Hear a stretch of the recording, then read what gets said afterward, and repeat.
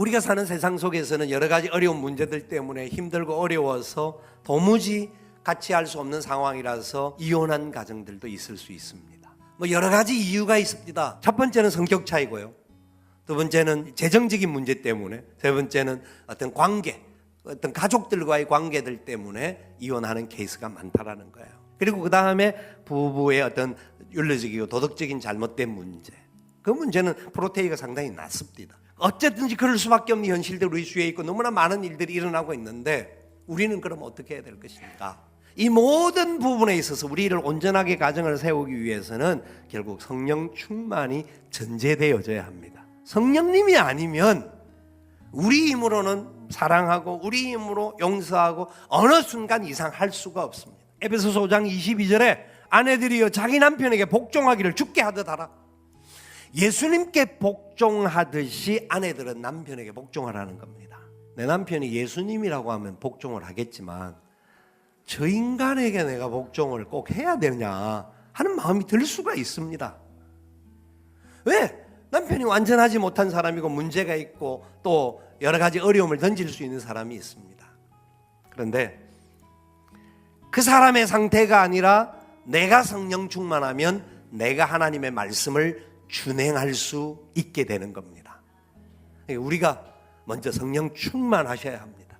그래서 남편들이 아니라 자기 남편에게 복종하시기를 바랍니다. 남의 남편이 아니고 자기 남편에게 복종하십시오. 네. 그렇게 하시면 됩니다. 어렵지만 성령님이 함께 하시면 가능합니다. 그런데 남편들에게 뭐라고 합니까? 아내를 사랑하되 내 몸같이 사랑하라 정도가 아니라 예수님이 교회를 위하여 죽어 주신 것과 같이 사랑하라는 겁니다. 생명을 다하여 죽기까지 사랑한다라는 게 쉬운 일이 아니거든요. 어떻게 그게 가능하겠습니까? 내 힘으로 안 가능하죠. 그러나 성령님이 내게 은혜를 더하시고 붙들어 주시고 성령님이 함께 하시면, 성령으로 충만하면 예수 그리스도의 영이 우리 안에 가득 찼으니까 우리가 예수 그리스도의 영을 받은 사람으로서 아내를 사랑하고 아내의 모든 부분을 위하여서 함께 희생하고 함께 덮어주는 역사가 일어난다라는 겁니다. 예수님이 우리가 죄인이음에서도 불구하고 우리를 위해서 죽어주시는 사랑으로 구원해 주셨듯이 그 사랑의 역사가 먼저 우리 안에 있어야 합니다. 비록 우리가 과거에나 또 앞으로 걸어가면서 연약하여서 그렇게 못할 때가 생길 때라도 우리는 해결점이 결국은 성령님이 우리를 다스리시고 충만하도록 만들어 주셔야 이런 바리새인들이나 율법에 의거하거나 세상의 어떤 도덕적인 잣대로만 이야기되어지지 않고 하나님의 뜻 가운데 걸어갈 수 있게 된다는 거죠. 여러분, 이것은 절대 진리의 이야기입니다. 그런데 세상은 절대 진리를 믿지 않습니다.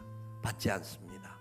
그래서 세상은 뭐 자기가 사랑하면 마음대로 할 수 있지 않느냐 해서 어느 영화 감독이 영화 배우와 함께 세상을 떠들썩하게 하고 떠나가고 뭐 다시 이런저런 이야기가 너무나 자연스럽습니다. 가정이 깨트려져도 상관없습니다. 내가 사랑하기 때문에. 사랑하는데 이 사랑을 이루기 위해서는 이걸 파괴해도 되지 않느냐. 그 사랑, 영원한 사랑이 안 될 겁니다. 그래서 세상은 사랑하고 서로가 성인들이 합의하고 어떤 성관계를 하면 그 자체도 간통죄가 없이 만드는 세상으로 가게 되었던 겁니다. 하나님의 절대 진리가 사라지는 이 안타까운 세상 속에 우리 안에 연약함이 있어서 기울어질 수 있는 부분은 있겠지만 철저하게 성령님으로 인하여서 무장되어지는 삶을 살게 된다고 하면 우리 안에서부터 참된 행복이 일어날 것이고 그 행복이 다른 사람들에게도 흘러가는 은혜의 역사가 일어날 것입니다.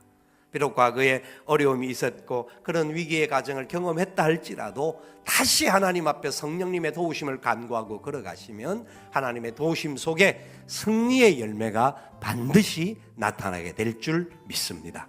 이 모든 은혜가 우리에게 함께 넘치는 복된 가정이 되어지시기를 예수님의 이름으로 축원을 드립니다.